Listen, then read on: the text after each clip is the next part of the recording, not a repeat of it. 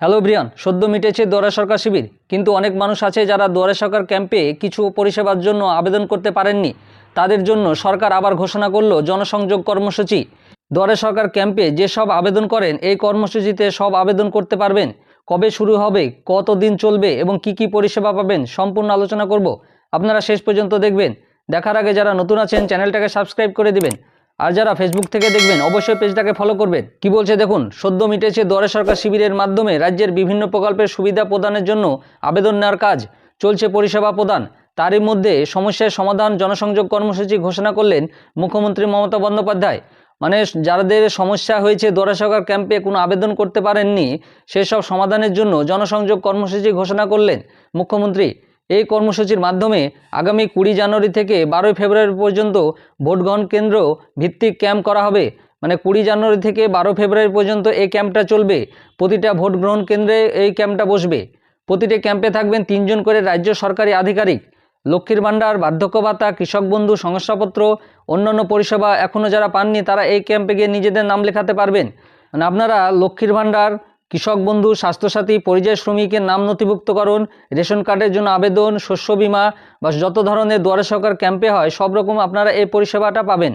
বুধবার বিকেলে 4:30টায় এই কর্মসূচি নিয়ে নবান্নে বৈঠক ডেকেছেন মুখ্যমন্ত্রী। সমস্ত দপ্তরের সচিব তাতে যোগ দেবেন। এছাড়া ভার্চুয়ালি থাকবেন সব জেলা শাসক থেকে বিডিও এবং এসপি অথবা পুলিশ কমিশনাররা। মঙ্গলবার নবান্নে মুখ্যমন্ত্রী বলেন, লক্ষ্মীর ভাণ্ডার ও বার্ধক্য ভাতা নিয়ে কাজ চালাচ্ছি, কিছুদিনের মধ্যে এর ফল দেখতে পাবেন।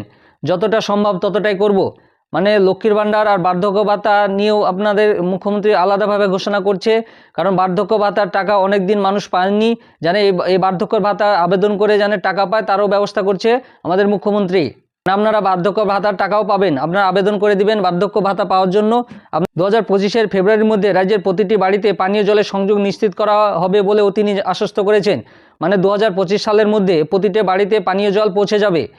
অন্যদিকে আগামী 25শে জানুয়ারি নেতাজি ইনডোর বা ধনধান্য অডিটোরিয়ামে এশিয়ান গেমস এবং অন্যান্য আন্তর্জাতিক ক্রীড়া প্রতিযোগিতার 322 জন সফল প্রতিযোগীকে সংবর্ধনা দিবে রাজ্য সরকার।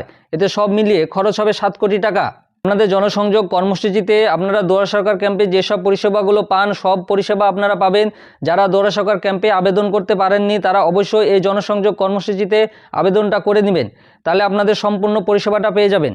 আপনারা তাড়াতাড়ি সব কাগজপত্র জোগাড় করে এই কর্মসূচিতে আবেদন করে দেন, তাড়াতাড়ি পরিষেবা পেয়ে যাবেন। আপনাদের কোনো প্রশ্ন থাকলে অবশ্যই আপনারা কমেন্ট করে জানাবেন। আর আমার এই ভিডিওটা ভালো লাগলে লাইক এবং শেয়ার করে দিবেন।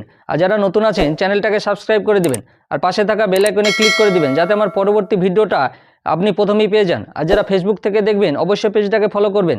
ধন্যবাদ।